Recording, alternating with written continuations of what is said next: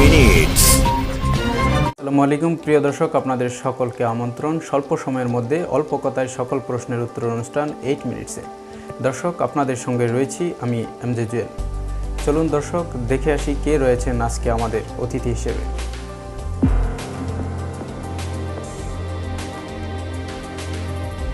আমাদের আজকের অতিথি বাংলাদেশ জাতীয়তাবাদী ছাত্রদল চট্টগ্রাম মহানগর শাখার যুগ্ম সম্পাদক ছাত্রনেতা রিয়াজউদ্দিন রাজু।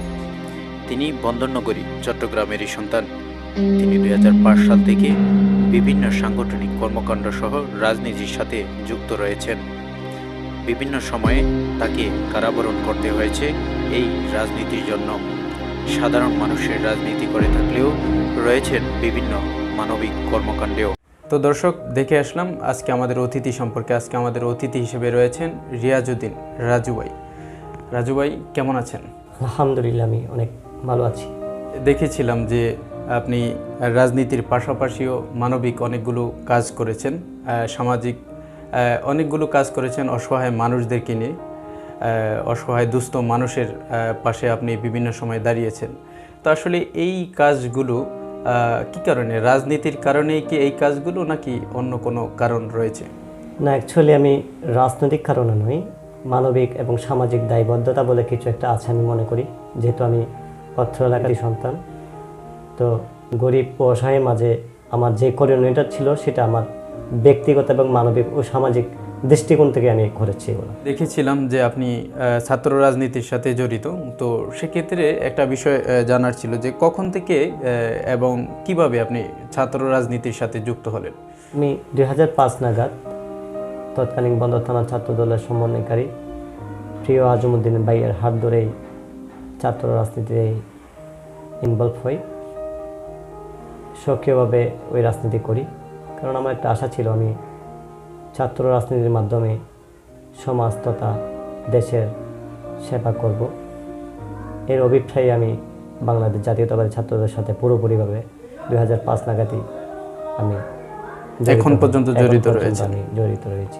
চট্টগ্রাম মহানগর সদ্য কমিটিতে আমরা দেখেছি কিছুদিন আগে মহানগর কমিটি করা হয়েছে।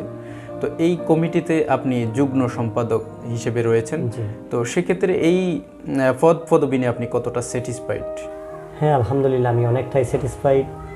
সেই সাথে মহান আল্লাহ রাব্বুল আলামিনের কাছে অনেকটা শুকরিয়া জ্ঞাপন করছি। সেই সাথে প্রিয় নেতা, আগামী রাষ্ট্রনায়ক, জননেতা জনাব তারেক রহমানকে কৃতজ্ঞতা প্রকাশ করছি, যিনি আমাদেরকে একটি সুন্দর সুযোগ দিয়েছেন, একটি পরিচয় দিয়েছেন। অনেকটাই স্যাটিসফাই আমি। আপনি একজন ছাত্র নেতা। তো দীর্ঘ 7 বছর পরে চট্টগ্রাম মহানগর কমিটি হয়েছে। আগের 11 জনের সাথে নতুন করে 272 জন যোগ হয়েছে।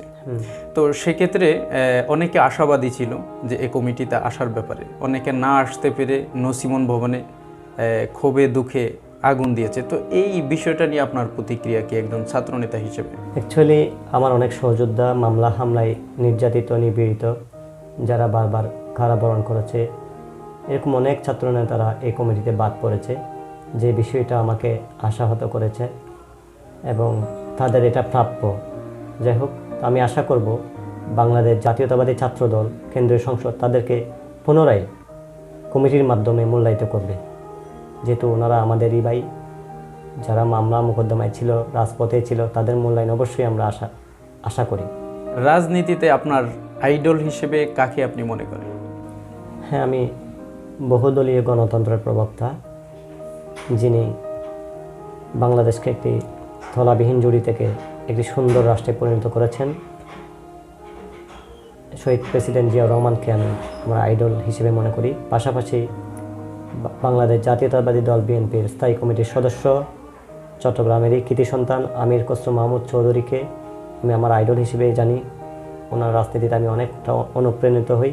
সেই সাথে চট্টগ্রাম মহানগর বিএনপির প্রথম সহসভাপতি, আমাদের বন্দর থানারই স্থায়ী বাসিন্দা, কৃতি সন্তান, ওনাকে আমি আমার আইডল হিসেবে ফলো করি। ওনার রাজনীতিতে আমি অনেকটাই অনুপ্রাণিত হই।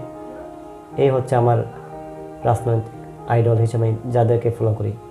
ছাত্রনেতা হিসেবে আপনার এটাই শেষ সুযোগ। ভবিষ্যৎ রাজনীতি নিয়ে কি পরিকল্পনা রয়েছে আপনার? যেহেতু এটা আমাদের লাস্ট টার্ম ছাত্র রাজনীতিতে, তো তো ভবিষ্যতে পরিকল্পনা রয়েছে বাংলাদেশ জাতীয়তাবাদী স্বেচ্ছাসেবক দলকে নিয়ে। যেহেতু সিস্টেমটাই হচ্ছে ছাত্রদল, স্বেচ্ছাসেবক দল, যুবদল তথা বিএনপিতে, ওই পরিপ্রেক্ষিতে আমি ছাত্রদল থেকে স্বেচ্ছাসেবক দলে যাওয়ার একটি অভিপ্রায় নিজেকে তৈরি করছি। এবং আমার সহযোদ্ধারা যারা আছে আমার সাথে বাংলাদেশ জাতীয়তাবাদী ছাত্রদল করেছে, তাদের সাথেও আমি কথা বলেছি, তারাও আমাকে উৎসাহিত করছে। সব মিলে মোটামুটি আমি একটা প্রস্তুতি নিচ্ছি বাংলাদেশ জাতীয়তাবাদী স্বেচ্ছাসেবক দলকে কীভাবে সুসংগঠিত করা যায়, কীভাবে শক্তিশালী করা যায়, এটাই আমার একটা আশা। ইনশাল্লাহ সব মিলে আমি প্রস্তুত স্বেচ্ছাসেবক দলকে নিয়ে। আমি স্বেচ্ছাসেবক দলের রাজনীতি করব ভবিষ্যতে, এরকম একটা চিন্তা ভাবনা আমার মধ্যে রয়েছে।